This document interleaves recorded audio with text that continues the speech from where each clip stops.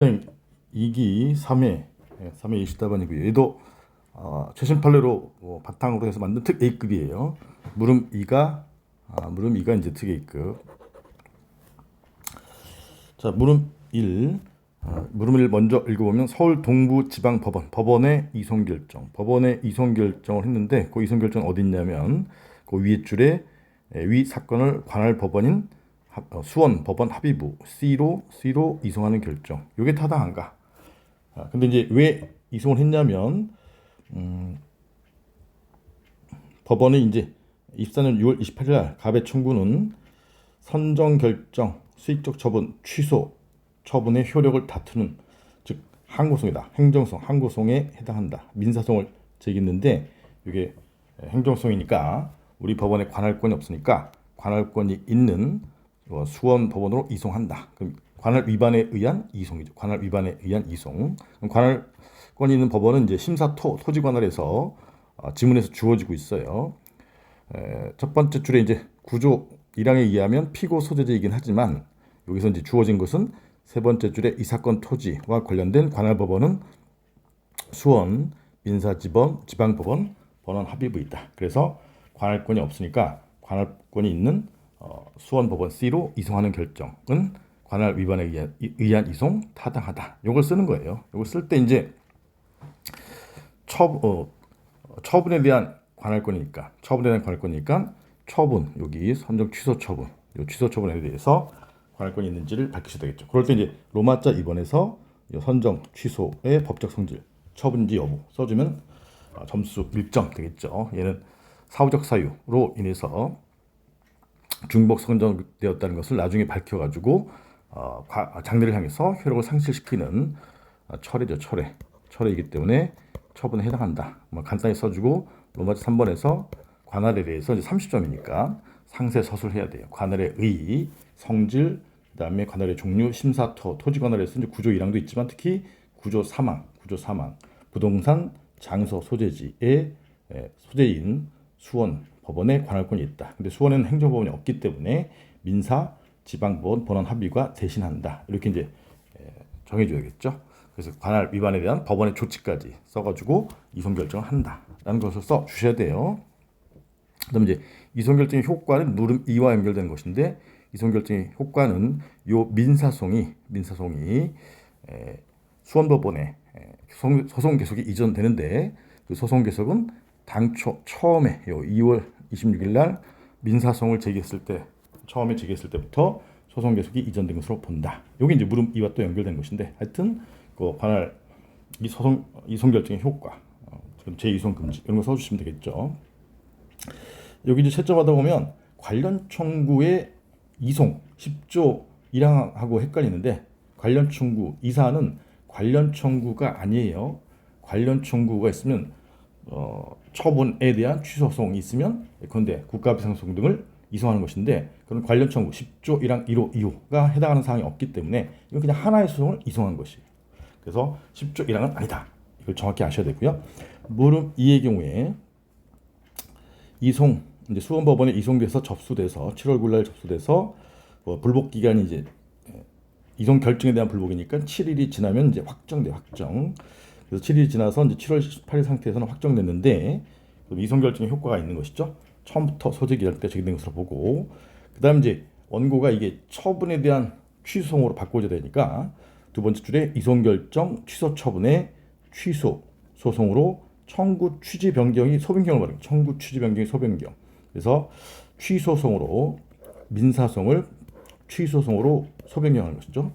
법원이 허가 결정했다면 긍정설에 의하면 타당하다. 판례에 따르면 이 수원법원이 행정소송에 대한 관할도 동시에 가지고 있는 경우라면 가능하다. 그래서 이 사안은 수원법원이 취소송에 대한 관할도 동시에 가지고 있기 때문에 판례에 의하더라도 가능하다, 타당하다 이렇게 써주시면 되고 이 로마자 2번의 그래서 쟁점은 민사소송을 취소송으로 소변할 수 있는지 여부. 여기서 제일 주의할 점은 한 50% 정도가 실수를 하는데 특별법인 행소법상의 소변경 21조의 소변경 이건 행정소송 사이의 소변경이에요.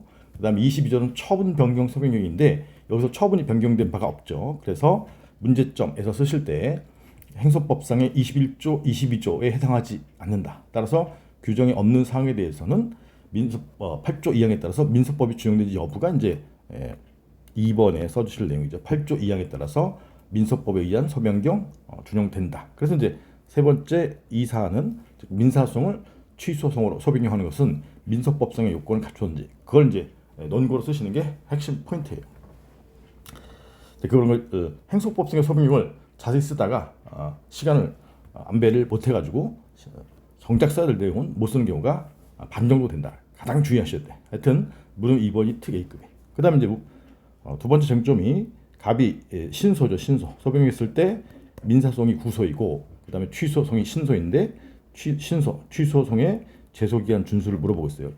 신소의 제소기간은 안날부터 90일인데 그건 원칙적으로 판례에 따르면 소변경 신청이 있을 때 또는 허가 결정이 있을 때를 기준으로 하지만 이 사건처럼 예외적으로 아까 이송 결정의 효과 당초에 여기 제기됐을 때 요때로 본다. 당초에 제기됐을 때를 기준으로 한다. 이게 예외적인 판례죠. 그걸 꼭 써주시고 제소기간의 의 취지 20조 1항 정도 쓸 수 있지만 제일 중요한 게 요 판례를 써주는 게 고득점 포인트이고요.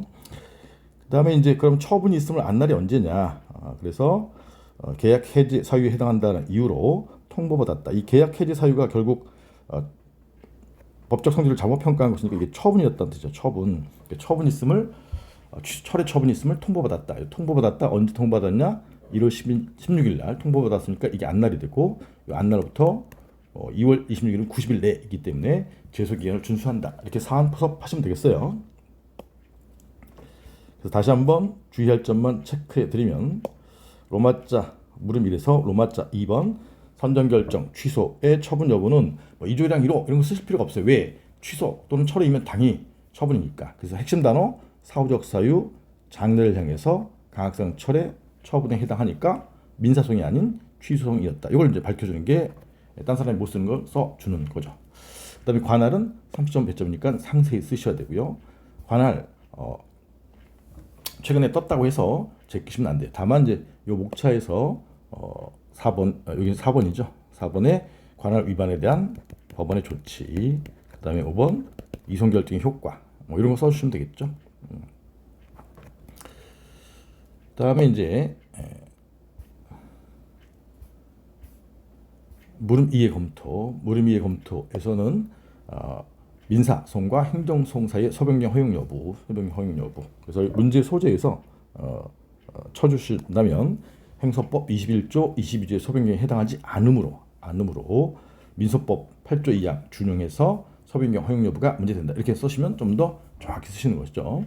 그래서 1번 로마자 2번에 1번 소변경 규정 준용 여부를 8조 2항에서 규정이 없기 때문에 민소법을 준용할 수 있다. 그래서 이제 2번은 결국 민소법상의 소변경을 쓰는 것이니까 아까도 말씀드렸듯이 절대 행소법상의 소변경 요건 이런 거 쓰시면 안 돼요.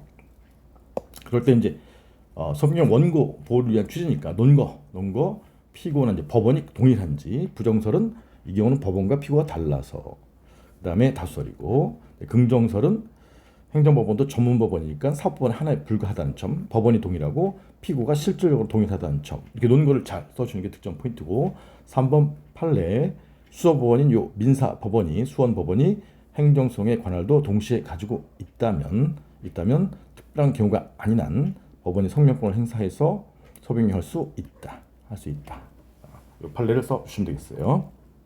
그 다음에 이제 개정안 써주셔서 배점이 쓸 내용이 별로 많지 않으니까 개정안 써서 가점 얻으시면 되겠어요. 그 다음에 이제 사안의 경우 제가 늘 말씀드리는 그 다음에 로마자 3번에 판례 길게 써놨지만 핵심은 아래서 두 번째 이게 최신 판례인데 22년도 이송결정의 효과에 따라서 이송결정의 효과가 뭐냐? 당초에 처음에 2월 26일 날 민사소송을 제기한 때를 기준으로 해서 취소소송의 제소기간 준수 여부를 판단해야 한다. 그래서 제소기간 준수했다. 이걸 쓰는 거죠. 뭐 길게 써 있지만 그래서 이송결정이 확정된 때 처음부터 여기 논 거예요. 딴 거 뭐 써봤자 의미도 없어요. 지금 여기서 뭐 쭉 쓸 때 세 번 다섯 번째 줄에 원고가 항고송으로 제기해야 할 사건을 민사소송으로 잘못 제기한 경우에 항고성에 대한 권한을 갖고 있지 않아서 관할법원에 이송하는 결정을 하였고 이 사안이잖아요. 이송 결정이 수원법원에서 확정된 후 원고가 항고성으로 민사성을 소변경하였다면 뭐 이런 거 쓸 수는 있지만 제일 중요한 거는 이 논거를 써주는 게 포인트다. 이송 결정의 효과에 따라서. 그럼 사안 해결할 때 항상 말씀드리지만 자기가 택한 학설, 자기가 판사니까 원고 측은 소변경 긍정설일 테고 피고 측의 학설은 소변경 부정설일 텐데 그걸 이제 법원에서 뭐 1심, 2심, 3심 다 마찬가지죠. 법원에서 한쪽의 학설을 택해서 이 사안을 해결해 주는 것이니까 자기가 택한 학설을 먼저 쓰셔야 돼요. 그래서 동그라미 2번 긍정설에 의하면 피고 동일, 그다음에 법원 동일하기 때문에 소변경이 가능해서 허가 결정은 타당하다. 그다음에 이제 판례를 이제 정확히 자기가 알고 있음을 부각시키기 위해서 그다음에 이제 참고로 판례에 의하면 이렇게 써 주셔야 되겠죠. 참고로 판례에 의하면 수소 법원인 수원 민사 법원 C가 취소 소송의 관할도 동시에 가지고 있으므로 요 논리죠. 있으므로 성명권 행사에서 취소 소송으로 소병을 한 다음에 그러면 소병의 허가 결정은 타당하다. 이렇게 써 주시는 거죠. 반드시 자기가 택한 학설을 먼저 써 주시고 왜냐면 내가 판사니까. 그다음에 이제 판례에 따르면 이렇다. 이렇게 써 주셔야 돼요. 예. 고생하셨고요. 다음 시간에 뵙도록 하겠습니다. 감사합니다.